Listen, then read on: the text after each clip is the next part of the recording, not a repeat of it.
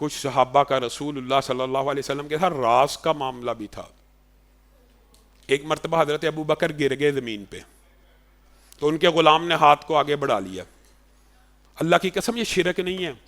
مدد کرنا, ما تحت الاسباب, ایک دوسرے کی ہیلپ کرنا, اس کو کنفیوز کر کے آپ کو مغالطہ ڈالا جاتا ہے کہ اگر اے صحیح ہے تو او کیوں نہیں صحیح. ما تحت الاسباب اور ما فوق الاسباب میں فرق ہوتا ہے.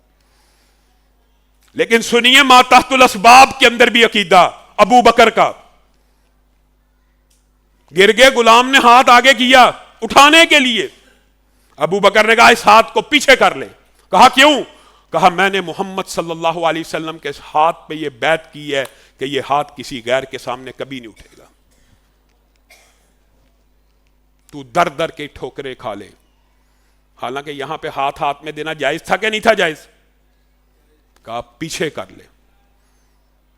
ابراہیم آگ میں گرنے والے ہیں, جبریل امین تیزی سے ابراہیم کے پاس آتے ہیں, اے ابراہیم بتائیے کیا چاہتے ہیں, بتائیے تو صحیح, منہ سے بولیے تو صحیح. آگ میں جانے والے ہیں اور جبریل کو بھی نہیں پتا, نبی شہید ہوئے ہیں, جبریل کو بھی نہیں پتا کہ پتہ نہیں ابراہیم کا انجام کیا ہونے والا, غیب کا علم جبریل بھی نہیں جانتا.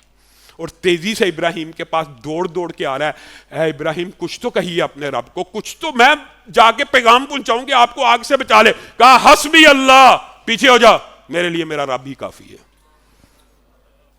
کہہ سکتے تھے جبریل کو کہ نہیں؟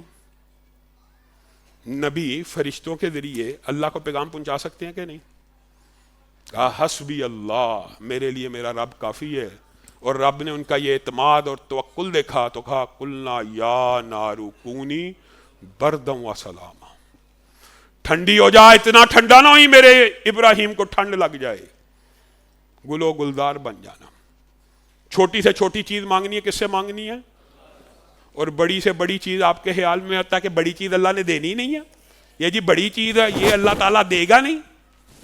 رسول اللہ صلی اللہ علیہ وسلم نے ارشاد فرمایا کہ آدم کا ایک بیٹا اللہ رب العزت کی بارگاہ میں آ جائے اور آ کے کہے اے اللہ, کیا کہے سبحان اللہ, ایک حدیث ہی سمجھ آ جائے, اے اللہ مجھے زمین و آسمان کے مابین, زمین و آسمان کے مابین جتنی نعمتیں ہیں دے دے. وہ اللہ دے دے ایک بندے کو, ساری نعمتیں دے دے. دوسرا ہے, دوسرا بھی یہی دعا کرے کہ اللہ زمین و آسمان کے درمیان جتنی نعمتیں مجھے دے دے, اللہ اس کو بھی دے دے. تیسرا ہے یہی کہے آدم کے 6-7 ارب نہیں, جتنے قیامت تک 10-20-30 ارب بچے پیدا ہونے ہیں, وہ ہر ایک اللہ سے آ کے یہ دعا کرے اے اللہ زمین و آسمان کے مابین جتنے خزانے ہیں, ان میں صرف سونے کی بات نہیں ہے, چاندی ہیرے جواہرات کی بات نہیں ہے, گندم کی بات نہیں ہے, چاول کی نہیں ہے, جمیع خزانوں کی بات ہو رہی ہے. تیل, پٹرول, دنیا بھر کے سارے خزانے دے دے, اللہ 30 کے 30 ارب کو سارے خزانے دے دے.